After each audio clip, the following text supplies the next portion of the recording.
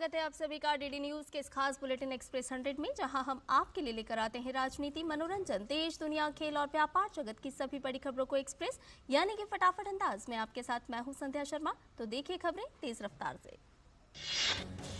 संयुक्त अरब अमीरात के सफल दौरे के बाद प्रधानमंत्री नरेंद्र मोदी कतर के दौरे पर। संयुक्त अरब अमीरात से पीएम कल शाम सीधे दोहा पहुंचे। प्रधानमंत्री नरेंद्र मोदी ने दोहा में कतर के पीएम के साथ की द्विपक्षीय वार्ता। कहा, प्रधानमंत्री अल थानी के साथ भारत कतर के बीच दोस्ती को और मजबूत बनाने पर हुई चर्चा। विदेश मंत्रालय ने कहा, पीएम मोदी की कतर के प्रधानमंत्री के साथ वार्ता बेहद फलदायी रही। कतर में सजायाफ्ता 8 भारतीय नागरिकों की रिहाई के बाद पीएम मोदी की दोहा की यह यात्रा है काफी अहम। 2014 में नरेंद्र मोदी के पीएम बनने के बाद से यह उनकी दूसरी कतर यात्रा है। दोहा में भारतीय समुदाय के लोगों ने पीएम मोदी का शानदार स्वागत किया। पीएम मोदी से मिलकर भारतीय समुदाय के लोग बहुत ही खुश और उत्साहित दिखे। भारत और कतर के बीच ऐतिहासिक रूप से घनिष्ठ और मैत्रीपूर्ण संबंध है। भारतीय समुदाय के 8 लाख से अधिक लोग दोहा में रहते हैं। हाल के वर्षों में दोनों देशों के बीच द्विपक्षीय व्यापार, संस्कृति और शिक्षा सहयोग सहित अन्य क्षेत्रों में रिश्ते लगातार हुए हैं मजबूत। इससे पहले यूएई की राजधानी अबू धाबी में प्रधानमंत्री नरेंद्र मोदी ने पहले हिंदू मंदिर का उद्घाटन किया। मंदिर को करीब 27 एकड़ भूमि पर बनाया गया है। करीब 700 करोड़ रुपए की लागत से बने इस मंदिर में उद्घाटन के बाद प्रधानमंत्री ने विशेष पूजा में हिस्सा भी लिया। मंदिर का निर्माण बीएपीएस द्वारा कराया गया है। 2018 में इस मंदिर की आधारशिला प्रधानमंत्री मोदी ने ही रखी थी। ये मंदिर भारत और यूएई के बीच समृद्ध संबंधों की एक अद्वितीय मिसाल है। प्रधानमंत्री ने अक्षर पुरुषोत्तम की प्रतिमा के मंगल चरण के बाद आरती पूजन किया। यह आरती बीएपीएस के 1500 मंदिरों में एक साथ की गई। आज शाम चंडीगढ़ में सरकार और आंदोलनरत किसानों के बीच होगी तीसरे दौर की वार्ता। केंद्र सरकार की ओर से केंद्रीय मंत्री अर्जुन मुंडा, पीयूष गोयल और नित्यानंद राय चंडीगढ़ में किसानों के साथ करेंगे बातचीत। सरकार बार बार और लगातार कह रही है कि किसान बातचीत के जरिए समस्या का निकालें हल। कृषि मंत्री अर्जुन मुंडा ने किसान आंदोलन को लेकर सभी पक्षों के ध्यान रखने की बात कही। कृषि मंत्री अर्जुन मुंडा ने कहा, यह ध्यान रखना होगा कि किसान आंदोलन से लोगों की रोजमर्रा की दिनचर्या ना हो प्रभावित। किसानों के आंदोलन के चलते सिंघू बॉर्डर पर आम जनजीवन अस्त व्यस्त। आम आदमी, मजदूर और कारोबारी भुगत रहे हैं किसान आंदोलन का सबसे ज्यादा खामियाजा। किसान आंदोलन ने आम लोगों की बहुत मुश्किलें बढ़ाई। ट्रैफिक जाम और कारोबार प्रभावित होने से लोगों का हुआ बुरा हाल। किसान आंदोलन के कारण दिल्ली की सभी सीमाओं पर सुरक्षा के पुख्ता बंदोबस्त। दिल्ली पुलिस और अर्धसैनिक बलों ने दिल्ली की सीमाओं को बना दिया है अभेद्य। कांग्रेस नेता राहुल गांधी के एमएसपी वाले बयान पर भाजपा नेता प्रकाश जावड़ेकर ने कहा, राहुल गांधी और कांग्रेस का ये बयान है झूठ। कहा, कांग्रेस जब सत्ता में थी तब तो कुछ किया नहीं और अब दे रहे हैं झूठे आश्वासन। पश्चिम बंगाल के संदेशखाली में महिलाओं के साथ हुए यौन उत्पीड़न और हिंसा मामले में बीजेपी, ममता सरकार और टीएमसी पर लगातार बनी हुई है हमलावर। बीजेपी अध्यक्ष जेपी नड्डा ने संदेशखाली मामले की जांच के लिए 6 सदस्यों की उच्च स्तरीय समिति गठित की। समिति में 2 केंद्रीय मंत्री भी शामिल। भाजपा की उच्च स्तरीय समिति घटनास्थल का दौरा करके जानकारी इकट्ठा करेगी और अपनी रिपोर्ट पार्टी अध्यक्ष को सौंपेगी। जेपी नड्डा ने संदेशखाली की घटना को हृदय विदारक बताया। सुप्रीम कोर्ट चुनावी बॉन्ड स्कीम की कानूनी वैधता से जुड़े मामले में आज अपना फैसला सुनाएगा। पूरा मामला राजनीतिक दलों को गुमनाम तरीके से चंदा देने की अनुमति वाले इलेक्टोरल बॉन्ड योजना से जुड़ा है। इलेक्टोरल बॉन्ड की कानूनी वैधता को चुनौती देने वाली याचिकाओं पर सर्वोच्च कोर्ट का फैसला आएगा। इस मामले में 5 जजों की संविधान पीठ ने 3 दिन की सुनवाई के बाद 2 नवंबर 2023 को अपना फैसला सुरक्षित रख लिया था। इस मामले की सुनवाई भारत के मुख्य न्यायाधीश डीवाई चंद्रचूड़ की अध्यक्षता वाली 5 सदस्यीय संविधान पीठ ने की है। संविधान पीठ ने 31 अक्टूबर से 2 नवंबर तक पक्ष और विपक्ष दोनों ही ओर से दी गई दलीलों को सुना था। राज्यसभा की 56 सीटों पर चुनाव के लिए नामांकन भरने का आज अंतिम दिन। चुनाव इस महीने की 27 तारीख को होगा। राज्यसभा चुनाव के लिए नामांकन पत्रों की जांच 16 फरवरी को होगी और नाम वापस लेने की आखिरी तारीख 20 फरवरी है। भारतीय जनता पार्टी का देशव्यापी गांव चलो अभियान सफलतापूर्वक जारी। असम के डिब्रूगढ़ में केंद्रीय मंत्री सर्बानंद सोनोवाल ने इस अभियान के दौरान ग्रामीणों से की मुलाकात। छत्तीसगढ़ के रायपुर से अयोध्या धाम के लिए आस्था स्पेशल ट्रेन को हरी झंडी दिखाकर रवाना किया गया। रामनगरी के लिए रवानगी के समय तीर्थयात्रियों में देखा गया गजब उत्साह। अगरतला से भी अयोध्या धाम जंक्शन रेलवे स्टेशन तक विशेष आस्था ट्रेन को हरी झंडी दिखाई गई। करीब 400 श्रद्धालु अयोध्या के लिए रवाना हुए। झारखंड पेपर लीक मामले पर झारखंड के मुख्यमंत्री चंपई सोरेन ने कहा, एसआईटी का गठन हो गया है, गिरफ्तारी भी हुई है, तेजी से चल रही है जांच। बुंदेलखंड गौरव महोत्सव के दौरान हुए विस्फोट पर उत्तर प्रदेश पुलिस ने बताया कि घटना में 4 लोगों की मौत हुई है। भानु भास्कर ने बताया, सभी टीम मौके पर है, घटना की जानकारी ली जा रही है। 3 लोगों के खिलाफ एफआईआर दर्ज हुई है, अन्य लोगों के खिलाफ चल रही है जांच। हल्द्वानी बनभूलपुरा हिंसा के बाद हालात धीरे धीरे हो रहे हैं सामान्य। नैनीताल डीएम के आदेश के बाद बनभूलपुरा के अलग अलग क्षेत्रों में 2 घंटे से 7 घंटे के लिए कर्फ्यू में ढील दी जा रही है। हल्द्वानी के बनभूलपुरा में हिंसक घटना के बाद जिला मजिस्ट्रेट ने 8 फरवरी को शहर में कर्फ्यू लगा दिया था। आज से हल्द्वानी के अलग अलग क्षेत्रों में 2 घंटे से 7 घंटे के लिए कर्फ्यू में ढील।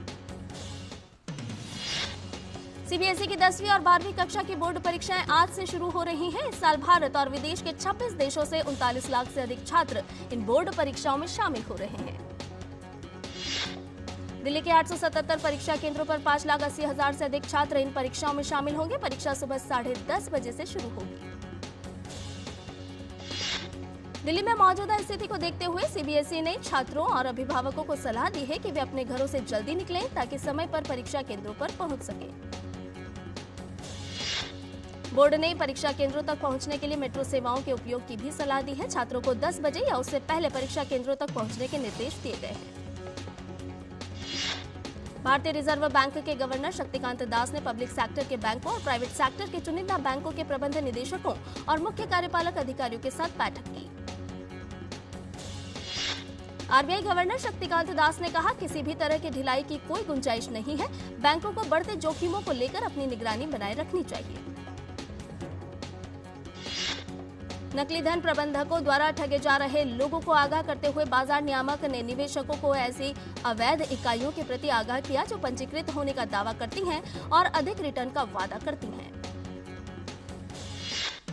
इन्फोर्समेंट डायरेक्टोरेट ने पेटीएम पेमेंट बैंक से विदेशी ट्रांजैक्शन की डिटेल्स मांगी। एजेंसी ने इससे पहले कंपनी के बारे में रिजर्व बैंक ऑफ इंडिया से भी मांगी थी जानकारी।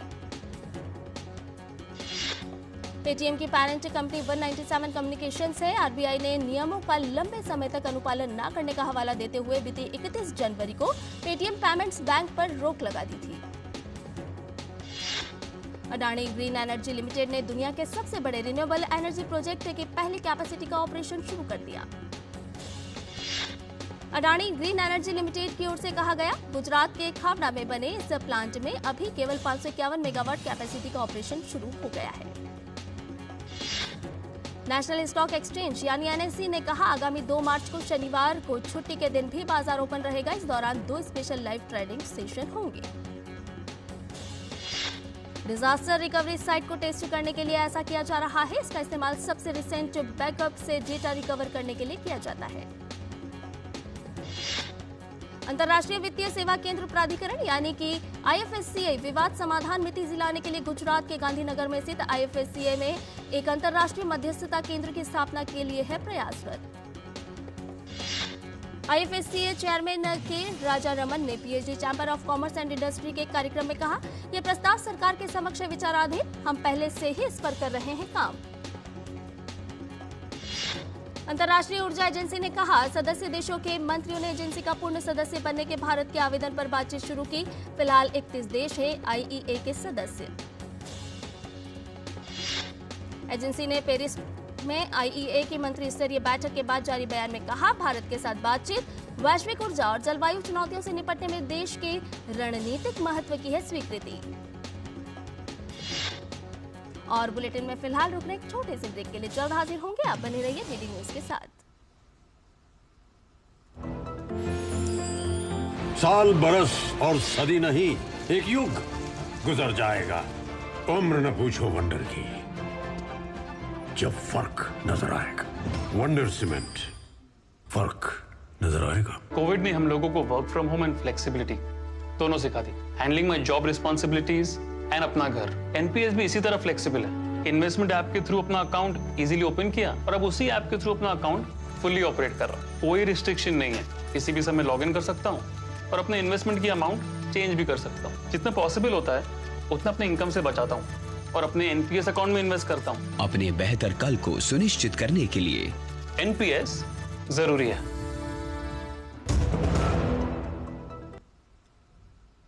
और ब्रेक के बाद एक्सप्रेस 100 में आपका एक बार फिर से स्वागत है। आइए बाकी की खबरों को जान लेते हैं फटाफट अंदाज में।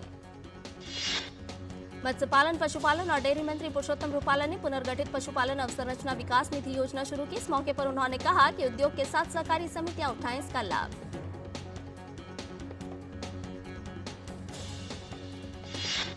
बीमा नियामक इरडा ने पॉलिसी वापस लेने के लिए निर्धारित फ्री लुक अवधि को 15 दिन से बढ़ाकर 30 दिन करने और जीवन बीमा पॉलिसी के लिए नामांकन को अनिवार्य बनाने का प्रस्ताव रखा।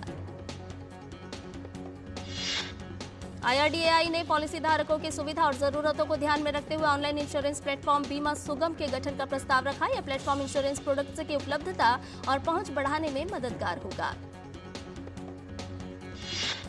भारतीय बीमा नियामक और विकास प्राधिकरण ने अपने एक मसौदा प्रस्ताव में कहा, पॉलिसी धारकों को सशक्त बनाने और उनके हितों की रक्षा के लिए पहल की गई। IRCTC के चेयरमैन और मैनेजिंग डायरेक्टर के तौर पर संजय कुमार जैन ने पदभार संभाला। वो भारतीय रेलवे यातायात सेवा के 1990 बैच के अधिकारी हैं।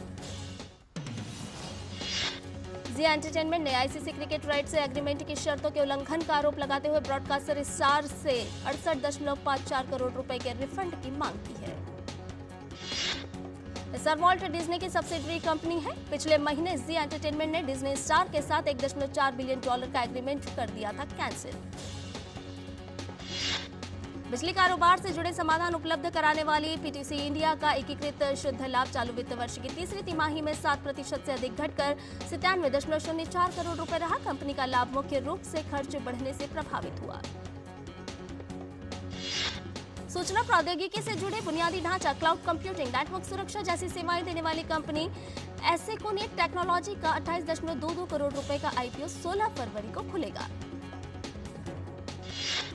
रूस और यूक्रेन के बीच करीब 2 साल से चल रहे युद्ध के बीच चल रहे अमेरिकी पत्रकार टकर कार्लसन ने रूसी राष्ट्रपति व्लादिमीर पुतिन का इंटरव्यू लिया।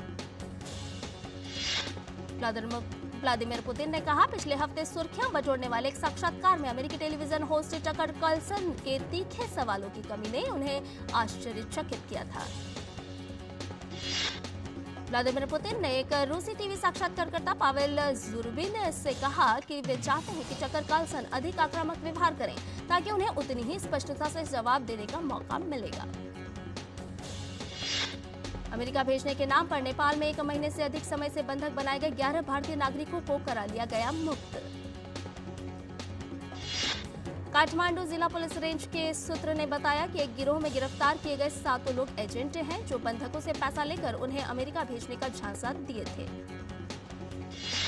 इंडोनेशिया के राष्ट्रपति चुनाव में रक्षा मंत्री प्रबोवो सुबियांतो ने अनौपचारिक आंकड़ों के आधार पर अपनी जीत का दावा किया है। कैलिफोर्निया प्रांत में भारतीय मूल के एक दंपति और 4 वर्षीय उनके जुड़वा बेटे घर में मृत पाए गए। इस घटना से पूरे इलाके में सनसनी फैल गई। मृतकों की पहचान आनंद सुजीत हेनरी और उनकी पत्नी एलिस प्रियंका के अलावा 4 वर्षीय जुड़वा बेटों के रूप में की गई। पुलिस ने कहा, इस मामले की जांच हत्या आत्महत्या के दृष्टिकोण से की जा रही है। उत्तर कोरिया ने बुधवार को समुद्र में कई क्रूज मिसाइलें दागी। जनवरी से लेकर अब तक यह उसका 5वां परीक्षण है। दक्षिण कोरिया के ज्वाइंट चीफ ऑफ स्टाफ ने कहा, दक्षिण कोरियाई और अमेरिकी सेनाएं पूर्व तटवर्ती शहर वोनसान के उत्तर पूर्व समुद्र में किए गए लॉन्च का विश्लेषण करने में जुटी। दक्षिण कोरियाई सेना ने दागी गई मिसाइलों की सटीक संख्या या उनके द्वारा तय की गई दूरी की जानकारी नहीं दी। यह भी तत्काल स्पष्ट नहीं हो पाया है कि मिसाइलें जमीन या समुद्री संसाधनों से दागी गई। रूसी राष्ट्रपति व्लादिमीर पुतिन ने कहा कि रूसी वैज्ञानिक कैंसर के लिए टीके बनाने के करीब पहुंच गए हैं जो जल्द ही मरीजों के लिए उपलब्ध हो सकते हैं। पुतिन ने टीवी पर दिए गए बयान में कहा कि हम कैंसर टीकों और नई पीढ़ी की प्रतिरक्षा प्रणाली मजबूत करने वाली दवाओं के निर्माण के बहुत करीब आ गए हैं। अमेरिका में कैंसस सिटी मिसौरी में एक रेलवे स्टेशन के बाहर गोली चली, जिसमें एक व्यक्ति की मौत हो गई जबकि कई अन्य लोग घायल हो गए हैं। घटना के बाद घटनास्थल पर भगदड़ मच गई। पुलिस ने कहा घटनास्थल से 2 हथियारबंद लोगों को हिरासत में ले लिया गया है। और इधर बॉलीवुड अभिनेता अक्षय कुमार अबू धाबी के पहले हिंदू मंदिर के उद्घाटन के मौके पर अबू धाबी पहुंचे। अक्षय के अलावा एक्टर विवेक ओबेरॉय भी इस मंदिर में दर्शन करने पहुंचे। भारत और ऑस्ट्रेलिया के बीच 5 टेस्ट मैचों की सीरीज के तीसरे मैच की शुरुआत आज से हो रही है। भारत ने टॉस जीतकर पहले बल्लेबाजी करने का फैसला किया है। तीसरे टेस्ट में भारतीय टीम लोकेश राहुल के बिना उतरेगी, वहीं विराट कोहली पूरी सीरीज से बाहर हैं। ऐसे में आज युवा खिलाड़ियों को मौका मिल सकता है। तीसरे टेस्ट के लिए चुनी गई टीम में इंग्लैंड ने ऑफ स्पिनर शोएब बशीर के स्थान पर मार्को वुड को शामिल किया है। वुड और एंडरसन की जोड़ी भारतीय बल्लेबाजों के सामने कड़ी चुनौती पेश करेगी। अफगानिस्तान के मोहम्मद नबी ताजा जारी आईसीसी वनडे रैंकिंग्स में दुनिया के नंबर 1 ऑलराउंडर बन गए हैं। नबी ने शकीब अल हसन को लंबे समय के बाद नवंबर में एक पायदान से हटाया। नबी वनडे रैंकिंग्स में नंबर 1 ऑलराउंडर बनने वाले सबसे अधिक उम्र के खिलाड़ी हैं। उन्होंने 39 साल और 1 महीने की उम्र में यह उपलब्धि हासिल की है। मलेशिया में चल रही एशियन टीम बैडमिंटन चैंपियनशिप में भारतीय महिला टीम ने उलटफेर करते हुए चीन को 3-2 से हरा दिया। इस जीत के साथ भारतीय महिला टीम ने 6 साल बाद इस प्रतियोगिता के क्वार्टर फाइनल में जगह बना ली। वहीं ये पहला मौका है जब भारत ने किसी टीम इवेंट में चीन को हराया है। बैडमिंटन एशिया टीम चैंपियनशिप में अपने ग्रुप दौर के आखिरी मैच में भारतीय पुरुष टीम आज चीन से भिड़ेगी। ग्रुप ए में शीर्ष पर चल रही टीम इंडिया ने बुधवार को खेले गए मुकाबले में हांगकांग को मात देकर क्वार्टर फाइनल में जगह बनाई है। भुवनेश्वर में खेले जा रहे FIH प्रो लीग में आज भारतीय पुरुष हॉकी टीम का सामना अपने तीसरे मैच में ऑस्ट्रेलिया से होगा। FIH प्रो लीग के अपने अंतिम ग्रुप मैच में भारतीय टीम शुक्रवार को आयरलैंड से भिड़ेगी। इससे पहले खेले गए 2 मैच में भारत ने स्पेन और नीदरलैंड्स को हराया था। ग्रेनेडा में चल रहे ISSF विश्व कप प्रतियोगिता में भारत ने चौथा डबल पोडियम फिनिश किया। महिलाओं की 10 metre air pistol junior event में देवांशी धामा ने स्वर्ण पर निशाना साधा, जबकि महिलाओं की 10 metre air pistol junior event में ही भारत की लक्षिता ने रजत पदक अपने नाम करने में सफलता हासिल की।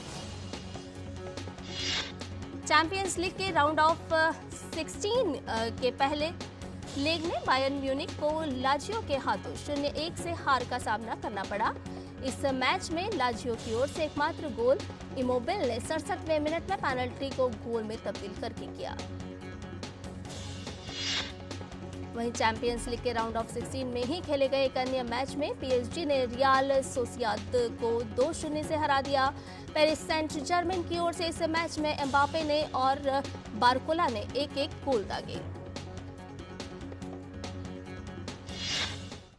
और बुलेटिन में फिलहाल रुकने एक छोटे से ब्रेक के लिए जल्द हाजिर होंगे।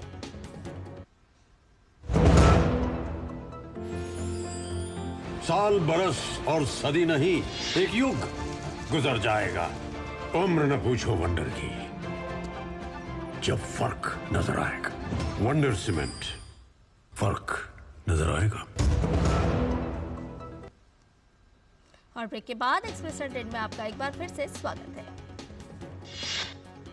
फिल्म निर्माता रोहित शेट्टी की आगामी फिल्म सिंघम अगेन में अभिनेता अर्जुन कपूर खलनायक की भूमिका निभाएंगे। अजय देवगन की सिंघम श्रृंखला की यह तीसरी फिल्म होगी। सुपरस्टार अक्षय कुमार की आगामी फिल्म सरफिरा की घोषणा हुई। 12 जुलाई को सिनेमाघरों में दस्तक देने वाली यह फिल्म तमिल की सुपरहिट फिल्म सोरारई पोट्रू का रीमेक है। सोरारई पोट्रू ने 5 राष्ट्रीय फिल्म पुरस्कार जीते थे। Deepika Padukone BAFTA film awards में विजेता को प्रदान करेंगे पुरस्कार। पादुकोण ने सोशल मीडिया प्लेटफॉर्म इंस्टाग्राम पर स्टोरी डालकर बाफ्टा में शामिल होने की जानकारी दी। रिचा चड्ढा और अली फजल के प्रोडक्शन में बनी film Girls Will Be Girls को अमेरिका में 2024 South by South West Festival में प्रदर्शित की जाएगी। यह फिल्म हिमालयी पहाड़ी शहर के एक बोर्डिंग स्कूल में पढ़ने वाली बच्ची पर आधारित है। एनिमल स्टार रश्मिका मंदाना नेहा धूपिया के पॉडकास्ट नो फिल्टर नेहा के छठे सीजन में दिखाई देंगी। अभिनेता शाहिद कपूर, कार्तिक आर्यन, टाइगर श्रॉफ और कृति सेनन नो फिल्टर नेहा के सीजन 6 में हो सकते हैं अतिथि। अभिनेता विद्युत जामवाल का कहना है कि उनके फैंस आगामी फिल्म क्रैक में उनके करियर के सर्वश्रेष्ठ स्टंट करते हुए देखेंगे। क्रैक फिल्म सिनेमा घरों में 23 जनवरी को होगी रिलीज। सर्वाइकल कैंसर के प्रति जागरूकता बढ़ाने के लिए पूनम पांडे द्वारा अपनी मौत की अफवाह फैलाने के लिए उन पर और उनके पूर्व पति सैम बॉम्बे पर 100 करोड़ की मानहानि का मुकदमा किया गया है। मिस्टर बच्चन के निर्माताओं ने फिल्म का एक नया पोस्टर लॉन्च किया है। मिस्टर बच्चन अजय देवगन की 2018 की फिल्म रेड की रीमेक है। अभिनेता रवि तेजा ने अपने सोशल मीडिया प्लेटफॉर्म पर किया फिल्म का नया पोस्टर जारी। करण जौहर की आने वाली वेब सीरीज शो टाइम का ट्रेलर लॉन्च हुआ। शो टाइम के जरिए बॉलीवुड की कहानी बयां की जाएगी। शो टाइम में इमरान हाशमी, मौनी रॉय, नसीरुद्दीन शाह मुख्य किरदार निभाएंगे। मराठी फिल्म कन्नी का टीजर हुआ लॉन्च। 8 मार्च को यह फिल्म देगी सिनेमाघरों में दस्तक। इस फिल्म की शैली रोम कॉम होगी। और एक्सप्रेस न्यूज में फिलहाल इतना ही। हमें दीजिए इजाजत, लेकिन डीडी न्यूज पर खबरों का सिलसिला लगातार जारी है। नमस्कार।